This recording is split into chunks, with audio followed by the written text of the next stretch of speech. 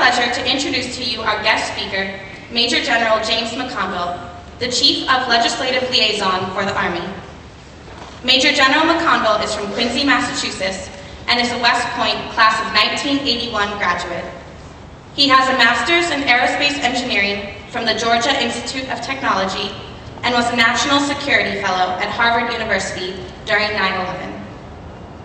Prior to serving as the Chief of Legislative Liaison for the Army in Washington, General McConville was the Deputy Commanding General of the 101st Airborne Division in Afghanistan and commanded 4th Brigade, 1st Cavalry Division in Iraq. His next assignment will take him back to soldiers again as the Commanding General, 101st Airborne Division, Air Assault, Fort Campbell, Kentucky. Ladies and gentlemen, General McConville.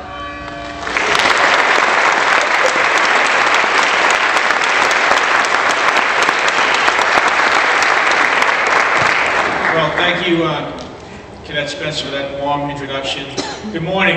It's a great honor for me to be here today and be part of this ceremony where we will commission 12 wonderful young men and women from one of the finest universities in the country into the most respected institution in the country, the United States military.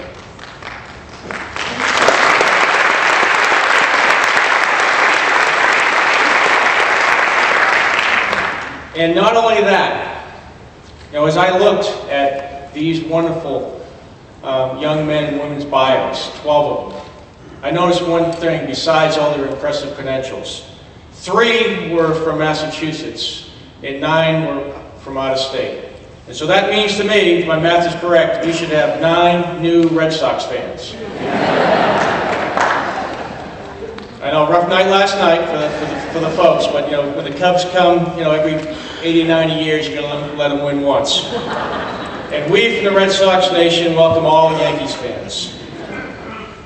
Dr. Keating, Dr. Hefner, Dr. Gennaro, Colonel Gary Soldado, and Sergeant Jenkins, distinguished guests, soon-to-be lieutenants, family and friends, thank you for being here on this occasion.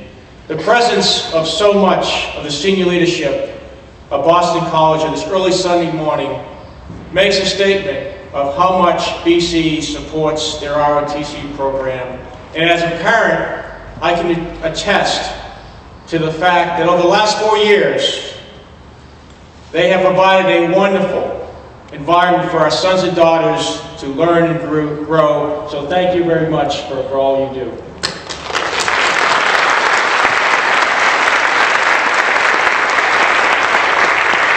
I'd also like to offer a special thanks to the professors and the ROTC instructors who really have gone above and beyond the call of duty in teaching and training our sons and daughters to prepare them for life and also to prepare them for their military service. And I know most of all of you have incredible individual achievements, but there must be tremendous satisfaction and a sense of pride in watching your students go off and make significant contributions in both life and the service of the country, as I know these 12 will. To the parents who are here, thanks for not only providing good genes and deposits to the Eagle One cards for your sons and daughters, but also thank you for instilling in them a strong sense of purpose, values, that has motivated them to serve their country while we're a country at war. Thank you very much. And last, before I move on to the cadets we've commissioned today, I'd just like to take a minute to thank the veterans that we have in the crowd today. Could the veterans please stand?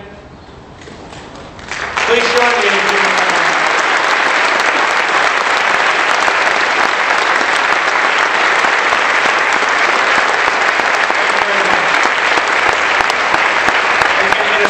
Thanks to our Vietnam veterans, because today we are very blessed.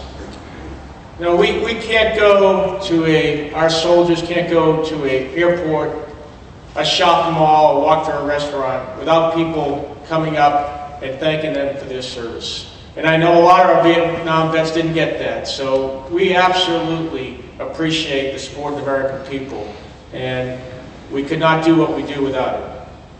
And for those who we will commission today, you may not know it, but this is a defining event in your life. Because, you see, someday, somewhere, you're going to be sitting around with your kids and grandchildren, and they're going to ask what you did when your country was attacked, what you did during the war. And you'll proudly puff out your chest, and you'll tell them you served your country, that you served your country in the Army. And no matter where you go or what you do, no one will ever be able to take that away from you. And though it required many days of getting up early here, maybe missing some parties, and for some of you who's going from parties to PT, I know some of these wonderful young men, women,